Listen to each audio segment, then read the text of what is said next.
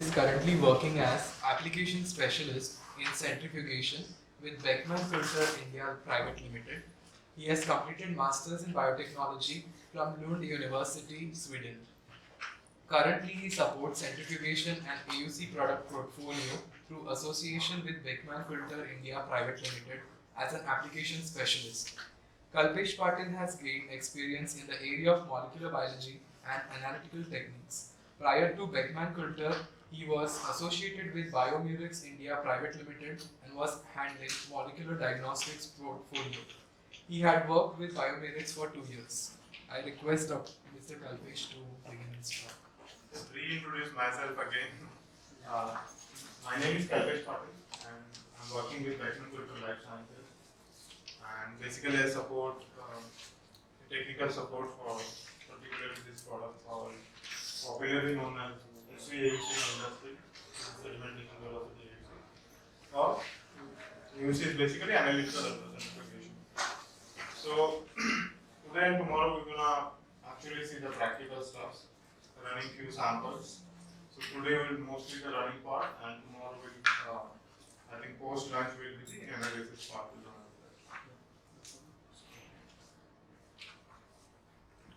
So what is analytical ultracentrifugation? In a very simple term, it's an ultracentrifuge because we know ultracentrifuge is used for separation of proteins because it generates a tremendous amount of G-force. So it is actually an ultracentrifuge, but with a detection capability. So it can actually read the particles or the molecule of interest. So AUC is a device that monitors how quickly biological molecules, mostly proteins, how quickly they are flowing, into a particular tubes. What we use in AUCs. That is what we actually monitor through the instrument using various detectors available in the instrument. And by doing that, we actually calculate the rate of movement or the velocity of the particular proteins. And that actually the experimentally determined information will help us to calculate the other stuff like molecular weight and all those parameters.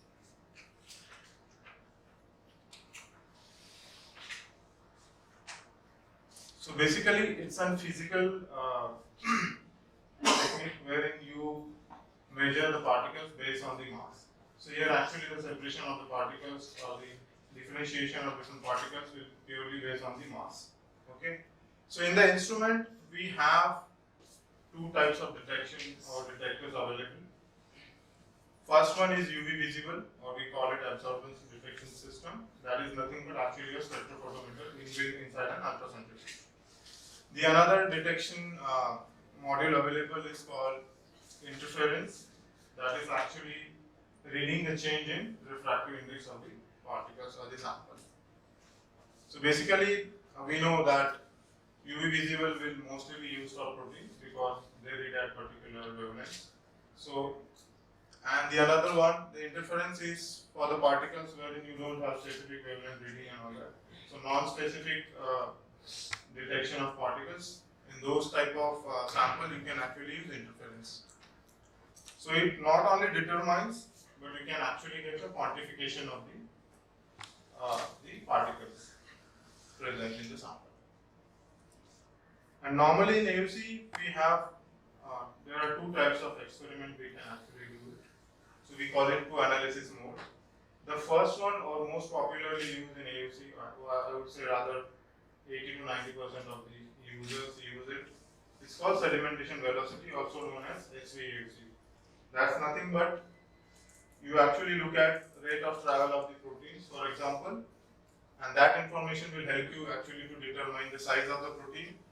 Also, it will give you an information about the shape of the protein and also the ultimately the molecular weight. On the other hand,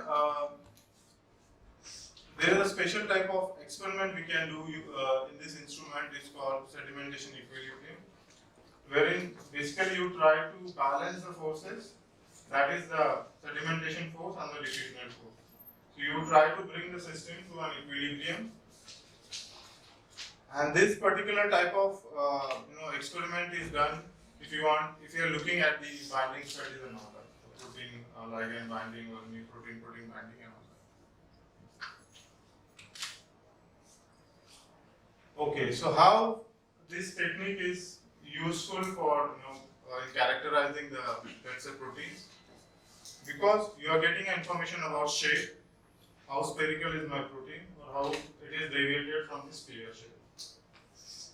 Also, you can find out the stoichiometrics if you are doing a protein-protein interaction or protein-ligand interaction experiments. Also, the mass, what is the molecular weight of my protein, we can determine that. Association constants, conjugation, is my protein bound to any other molecules. Also, we can actually do it in actual buffer conditions also, try to be as native as possible, because as such in AUC there is not much of limitation in terms of using a different buffer component.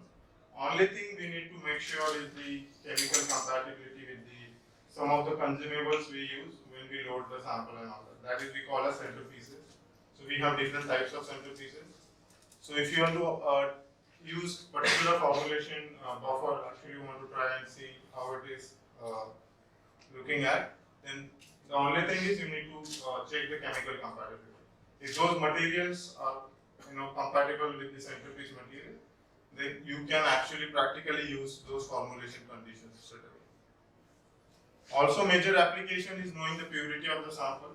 That means aggregate percentage. So you can quantify the aggregate percentage using AUC if it is there. So these are the, in nutshell, these are the various information you can actually derive from AUC experiments. So how it works normally, so it's nothing but a spectroscopy during centrifugation, that is the high speed centrifugation. So you actually get a concentration plot versus the radius. Radius because we are looking at a path length from the starting to the bottom, like the start of the cell to the bottom of the cell.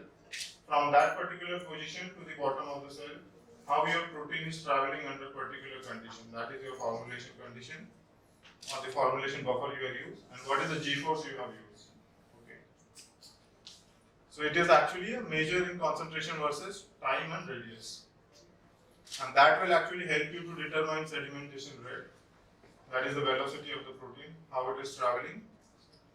It will also give us the diffusional coefficient, because we know that when there is a sedimentation happening, there will always be a back force, we call it diffusional force.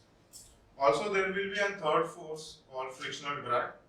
That will again depend on the viscosity of the buffer, right? So that will also hinder the sedimentation rate of the proteins. So this is a cross-sectional view of an AUC cell. AUC cell rather means where you load your sample. So let's say the blue is our analyte. So the major force act away from the center of the axis, right? Because it's a centrifuge. Yeah. So this is a centrifugal force, which is the maximum, right? There will also be a buoyant force and the frictional drag depending on the viscosity of the buffer you are using. So these are the three forces mainly acts on the sample or on the analyte when it is spinning under AUC in the instrument. So the weight of the object will give us the measure of the mass of the analyte. The buoyant force will tell us about the volume information, how much volume is occupied by the analyte. And the frictional drag, of course, will help us to determine what is the shape of the protein, how deviated it is from the sphere.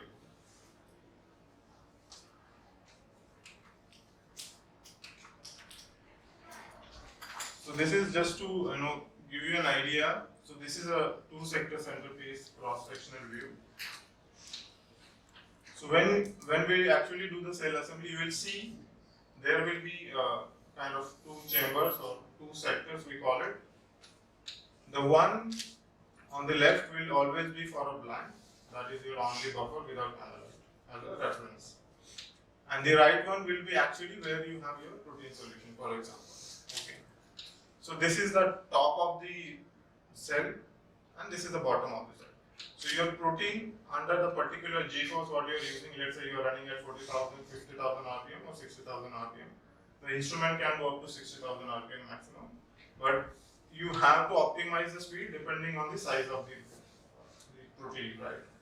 Because if your protein is too big and you are trying to run at very high speed, it will sediment too fast. So you will not get enough number of scans to actually look at the data. Or if you are, let's say, if you are working with mid-sized protein or less than 40 kg or 50 kg or something like that, if you use too low speed, then it won't sediment properly. So it will again, you need to make a choice how much speed you want to use for a particular molecule.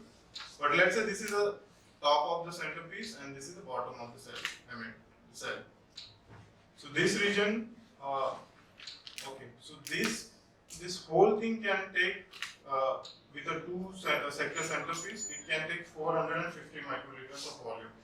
Okay, but in generally we don't put exactly 450 microliters. We put 420 microliters. So there will be some air space available here.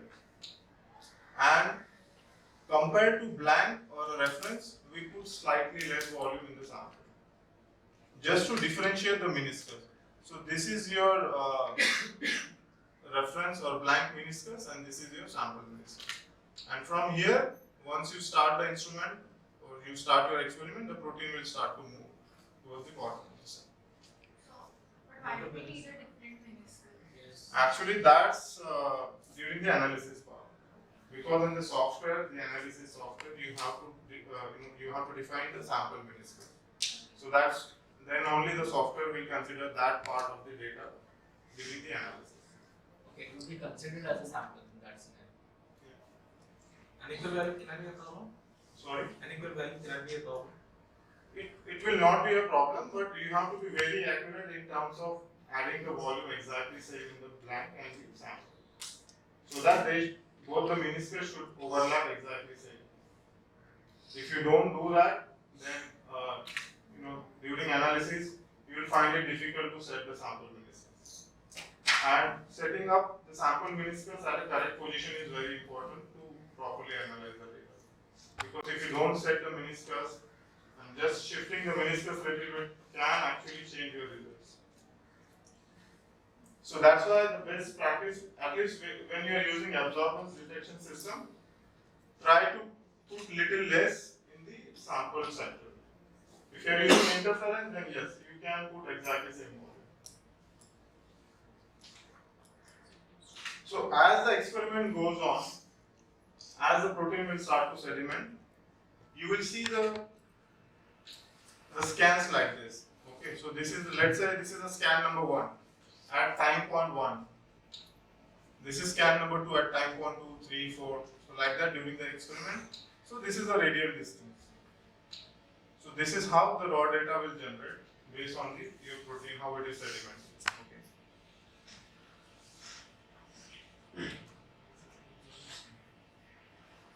And just to look in little deeper, each scan, so it will look something like this. So this is your absorbance scale, that is your OD signal coming out of the detector, and this is your radial path. So this is the start of the cell, and this is the bottom of the cell. So first, your solvent meniscus will come because you have put little bit more volume there. That is your reference meniscus, and then from here your sample meniscus will come, and then it will start to show the scans like this.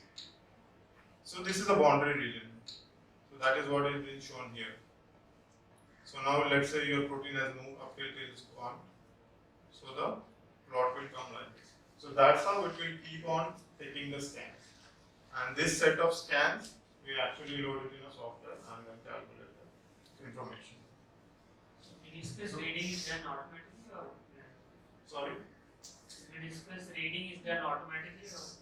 Yeah, so I mean the instrument will keep recording the scans, and then you take a particular set of scans in the analysis software and you load it.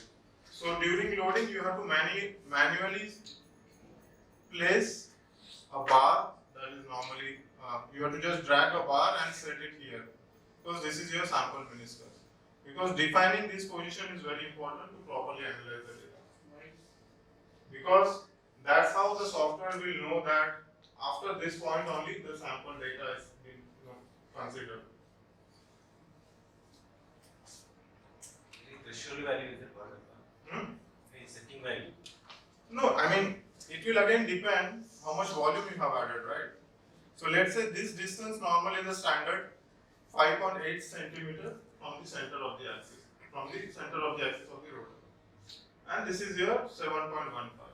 So let's say if you put 420 microliters, then it should come around 6 centimeter or something. Let's say if you put little bit less volume, then it will come a little bit on the right. But the only thing is, throughout the experiment, this meniscus should come at the same position every time with each step. If it is shifting towards right, that means the sample is leaking from the cell. Then at that point of time, you have to stop the experiment because your sample is leaking out of the cell.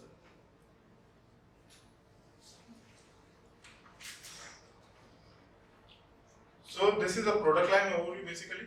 Base unit means an instrument. So this is our latest generation AUC instrument called Optima AUC. The one which is here is the older version, Proteum Lab XLR. Then along with the instrument, we have a special rotors to use. Normal ultracentrifuge rotors cannot be used with this machine. Only dedicated rotors are there. So we have two different types of rotors available for these instruments. One is 4-position rotor and one is 8-position rotor. These are titanium made.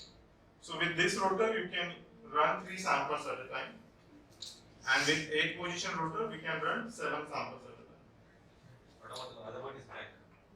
Yeah, the highest position, let's say for 4th position, position number 4 will always be for a physical calibrator. That is we call as counterbalance. So every time when you are running an experiment using that rotor, you have to put a counterbalance at position number 4.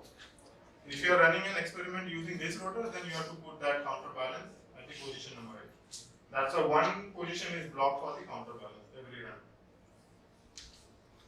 And then we have different types of centerpieces, wherein actually, so centerpiece is a part of the whole cell assembly, wherein actually you load your sample. So you see these are the double sector centerpieces, one for the reference and one for the sample channel. And then of course, windows will be there. And using this set of configuration, you run the experiment and you generate the data. These are just product specifications. I'll just skip through right now. So this is the optical system.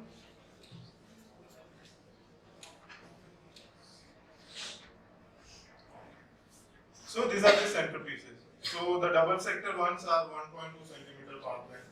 Okay, slightly bigger. Slightly longer than the normal spectrophotometer, which is 1 centimeter. And we have different materials of centerpieces available. So you have to choose which one will work better for your type of molecules and formulation purpose, if you are looking at. So we have Epon charcoal field centerpieces. These are most commonly used. These are 42,000 RPM rated centerpieces. Then we have Epon aluminium field. These are 45,000 RPM rated. And the aluminium ones, these are 60,000 RPM. So if anyone wants to run the experiment at a higher speed, then you have to go for this one. If 40,000, 42,000 RPM is still okay for your type of proteins, then you can use these ones.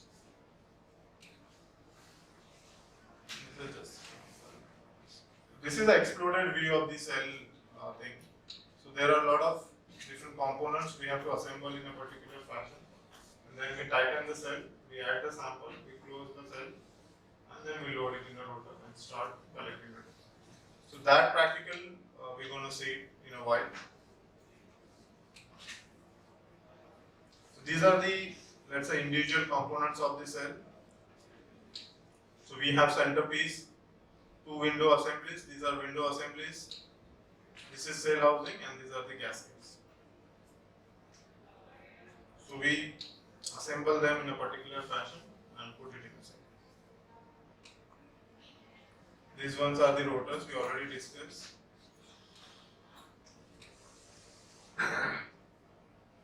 about the data analysis part, so once we collect the data, so there are third-party softwares available to analyze this data. So as such, Beckman don't have any analysis software because this third-party softwares are good enough to take care of the data analysis part and all that. So there are a couple of softwares available. One of them is the most popular called SetFit. This software has been developed by a gentleman called Dr. Peter Schuh at NIH, and this is freely available. So you can just go on their website, you can download it, and if you have any experimental data collected from the instrument, you can start loading and try to analyze the data set. There's another software nowadays getting more popular. It's called UltraScan. This software has been developed by Dr. Boris Demler at UTSA. So this is another very powerful software to analyze the data generated from the AUC instrument. And there are a couple of others also. So I mean, just to give you an information, there are user groups also available globally. I mean, if you guys want to interact with those experts and the group members who are already using the techniques and all that, so you can do that also. So these are some of the groups I have just listed, so that if anyone is interested, you can just get into those communities and start interacting with these people. So from sample to data, so we collected the sample. This is how normally the data will look, the raw data. So if we see, this portion will normally be only buffer because there is no signal here. And this portion is actually our scans, that is analyte sediment with increasing time. And the boundary moves further towards the right. So that's how the data will keep on collecting.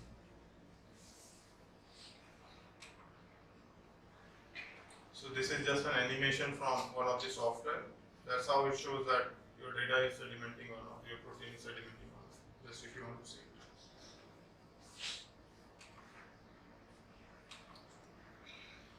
So this is a Swedberg equation normally. So all the software will use this equation to actually derive the information from the raw data what we have collected from the instrument. So the sedimentation coefficient of an analyte is its velocity per unit centrifugal acceleration. So normally, bigger the mass of the protein, higher the sedimentation coefficient for that particular protein. And in terms, S is proportional to analyte's buoyant mass and inversely proportional to its state mass. Let's say if protein is more of a spherical, it will sediment much faster and it will have ultimately higher sedimentation coefficient compared to a more, let's say, a fiber-like protein or more distorted. So the higher the S value, faster sedimentation will happen.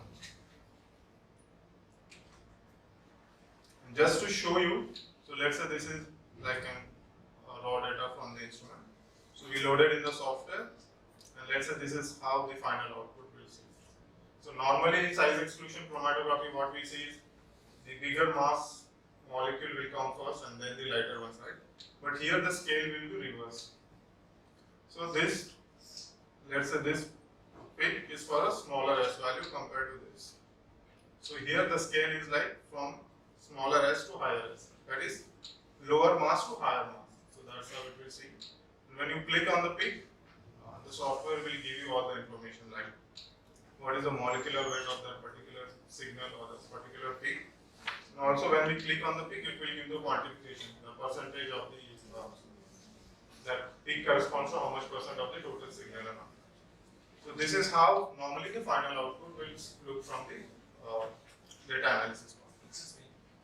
Generally, bachelors in the video and the reference, there is small differences in the atoms only, generally mass.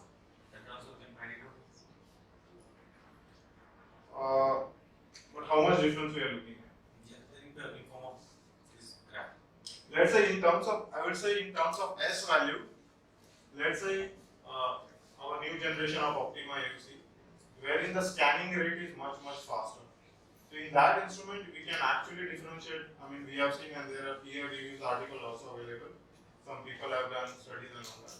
So they say that even 0.1 S can also be differentiated, within the population. For a few Daltons, Yeah, few Daltons not. Just generally, the especially difference between glycosylation and the small variation. No, that won't be. That's it. Yeah, the thing in glycosylation, because it's a population of glycosylation, it will come as a single set. It won't move as distinct bands. This is mainly in case of aggregation, higher orders, dimers, trimers, aggregates. That's where I use the AMC will come into picture.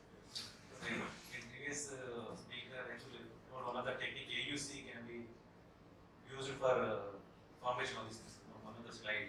In formulation where we are talking of stability, where it impacts the higher order structure, not on glycosylation, not in. I just mean how it can be correlated this. It is limited because of the fact that it works on sedimentation, velocity, and distribution. Unless it impacts a significant impact, like you saying, 0.1 S is concerned with significant development. Oscillation will give you nothing. No, no, just say something like that. Master roughly. Can you, do you have to keep the buffer as a blank always? Yeah. Just to for the background signal. If I use the same buffer of innovator and ours, can I put the innovator sample and our sample together and then study it? Yeah, I mean, in one run you can do it. Let's say in one cell, Can you not put one cell you put your one and the another cell you can put the innovator in the same run. if I want to put the blank space there, reference product? What do I- No. For cancelling the baseline signal, you have to put a blank in another signal. You cannot put both the samples. I mean, in reference also sample and in sample also sample. Let's say two different samples or something. So just to find out the differences, if there is any, would that be not okay? Overlay to the previous day's data or something afterwards. Your signal will be literally zero at that stage, and all you will see is a difference. But you want to know where the difference is coming from. So the reason you put a blank buffer is because it actually tells you that this is still works on light. Yeah. When we're still working on light. Yeah, So right. light has a certain property that needs to be normalized. So what you're doing is you're normalizing run to run the difference in the intensity. That's what the blank is. Just had one doubt about the optical arrangement of the issue. I've never used UC, but from this explanation, the absorbance increases after a point. So that is when the protein starts to sediment. You had showed a graph before. This one? Yeah, this one. When we talk about air gap and Yeah, so here there is no sample, right? okay, So once the sedimentation is starting, so this is like a concentration gradient. So this region has now more protein and this is less of protein, kind so of. the position Because of the now- detector here is static. Yeah, it started. Actually, it is below the rotor. Okay. So once we go into the instrument, we'll show you. There is a slit also, and there is a very fine aperture from where actually the light will go from top monochromator. It will pass through filters and then it will hit on your sample cell. It will pass through the sample and there will be a slit. From slit, it will go down and fall on the PMTs. So the only variation you do is the data collection time points. I mean, variation in the sense because if you have a small, less size protein, you don't need to take scanning too fast, right? Because it won't move with particular time frame very fast. But let's say if you are running a map 150 kg or something, then that protein will substantially travel every time. So you want to collect as much information as possible. So that To have at least enough data to properly characterize it. That's the only idea behind the setting a different.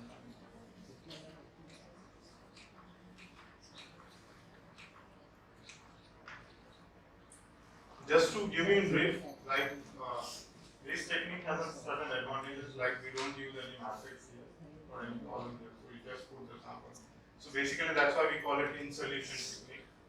And most of the time you can use a buffer of your choice. Only thing is you have to check the chemical compatibility with the centerpieces and all. If that is okay, then we can actually use a choice of buffer we want to study.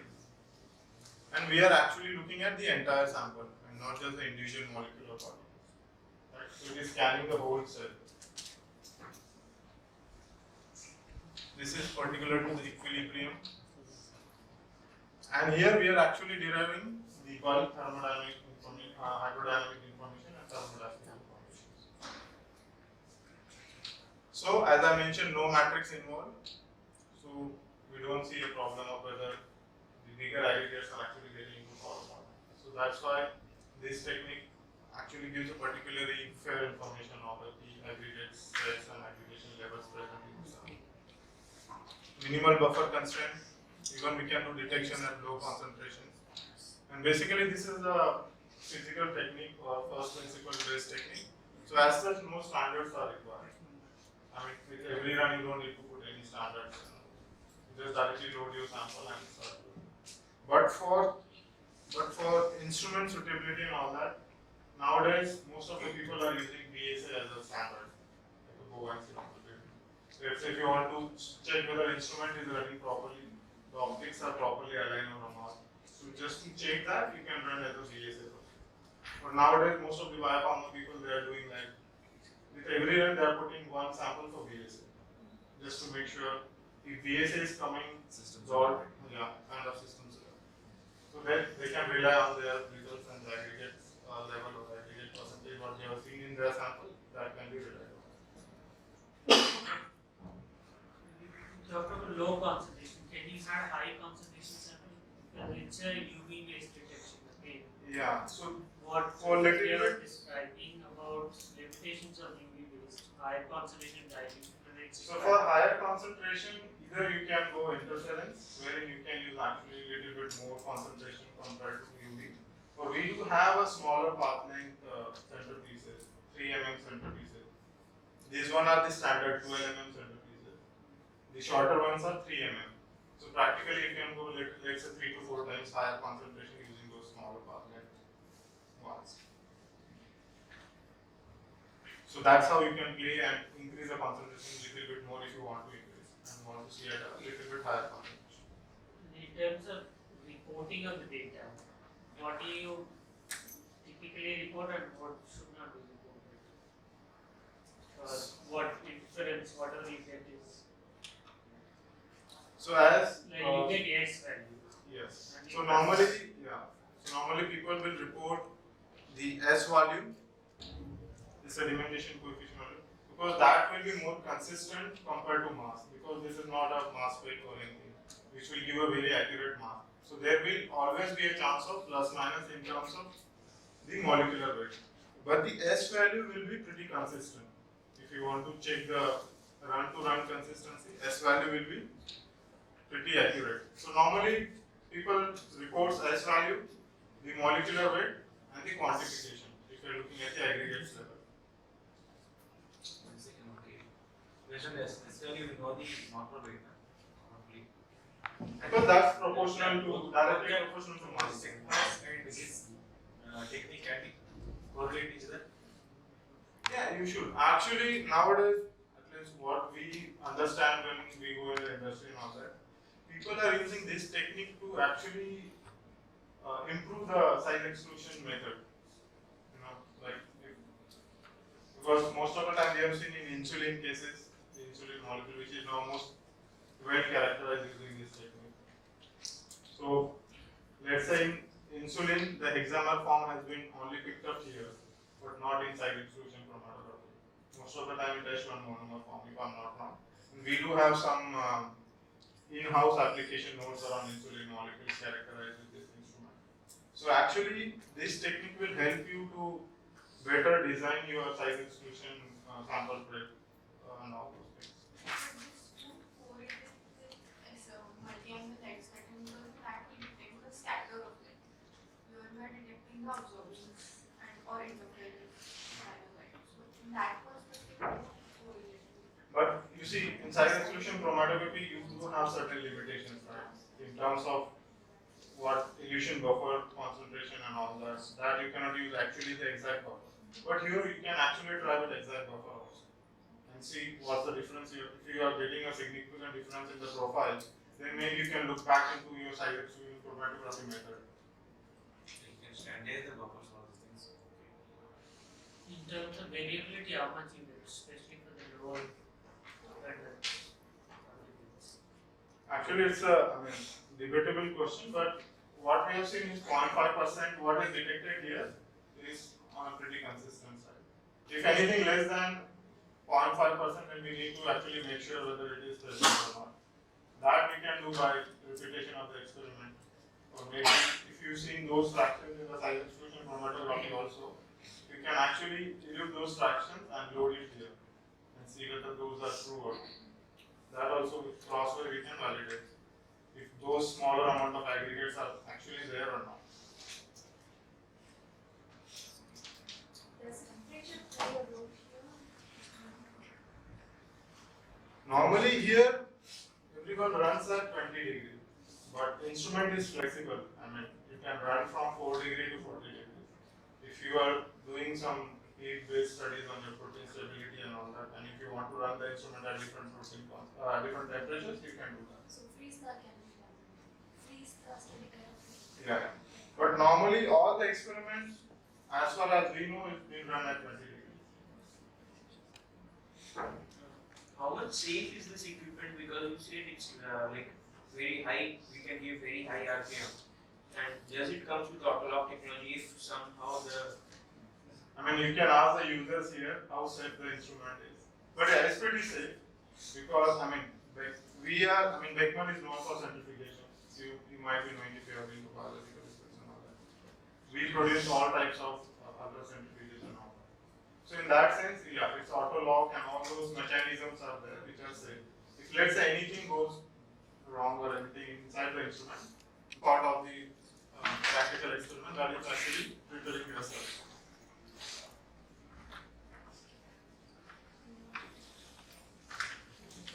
It's an agricultural presentation.